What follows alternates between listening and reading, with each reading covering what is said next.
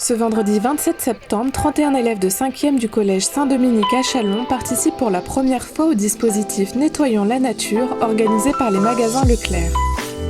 C'est avec le bus de ville que les collégiens et encadrants arrivent au lac des Prés-Saint-Jean où ils vont accomplir leur mission. Rencontre avec la professeure à l'origine de cette initiative. Je suis en responsabilité d'une classe de 5e, les 5e 3. Et aujourd'hui, je suis là avec la classe pour ramasser, récolter les déchets autour du lac des Prés-Saint-Jean. C'est une action auquel j'ai inscrit les élèves au mois de juillet sans leur demander leur avis. Et toute la classe a été partante dès la première information. Donc j'espère que ça va bien se passer aujourd'hui. À la rentrée, les collégiens découvrent qu'ils vont relever le défi, inscrit par leur professeur un peu plus tôt pendant les vacances scolaires. On a préparé la demi-journée ensemble, ça fait à peu près 15 jours qu'on est dessus. Aujourd'hui, donc, ils ont leur chasuble, ils ont leurs gants, ils ont un sac poubelle pour 2 ou 3 et on est prêt à faire le tour du lac et récolter les déchets. Comprendre le développement durable pour agir en citoyen responsable, c'est là tout l'enjeu de cette démarche. Ni en SVT, ni en sciences physiques, nous traitons le recyclage en tant que tel. Donc moi, je profite d'avoir cette classe en responsabilité, d'avoir 1 ou 2 heures en plus dans mon emploi du temps pour permettre aux enfants de les sensibiliser encore plus à la valorisation des déchets.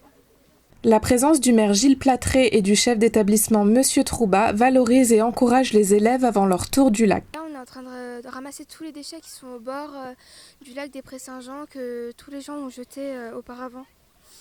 Et que si on est là aujourd'hui, c'est que les gens ils ont jeté beaucoup de choses ici. Et si personne ne jetait des déchets, on serait même pas là ici maintenant. Donc c'est un peu dommage que les gens jettent de partout, quoi.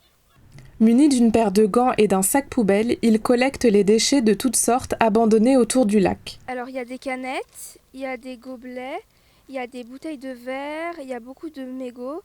Il y a aussi pas mal, il y a eu un papier un carton de cigarettes. Et il y a aussi une couche d'ailleurs. Déjà sensibilisés au recyclage au sein du collège, notamment par la collecte des piles, cartouches d'encre, stylos et bouchons, il est important pour les élèves de ne pas manquer ce jour. Moi c'est important parce que si on fait toutes ces petites choses, peut-être que si tout le monde faisait ces petites choses, on arriverait à avoir une planète propre. Donc pour moi c'est vraiment important de venir ici. Conscients de l'ampleur de la pollution et de son lien avec le réchauffement climatique, ils se sentent utiles en apportant leur contribution. Plus tard, je pense que ce sera très pollué et donc si on fait pas des trucs comme ça, si on fait des trucs comme ça, ça peut aider à être moins pollué. De toute façon, au collège, ils sont sensibilisés déjà au recyclage, puisque au collège, on recycle les piles, on recycle les batteries de téléphone, on recycle les lunettes, on recycle les stylos, on recycle les bouchons. Et nous avons des éco-délégués depuis déjà au moins une dizaine d'années, des élèves qui recueillent les papiers, des corbeilles papier que nous donne régulièrement le Grand Châlons. En plus, à l'extérieur, on a un jardin et on a 2 composteurs du Grand Châlons et un lombricomposteur. Donc les cuisines déposent leurs déchets dans ces composteurs. Quand on s'occupe du jardin, tout ce qui est déchets va dans les composteurs. On tourne un petit peu de temps en temps le compost de façon à ce que les déchets végétaux soient compostés, soit naturellement par des vers de terre ou par d'autres micro-organismes.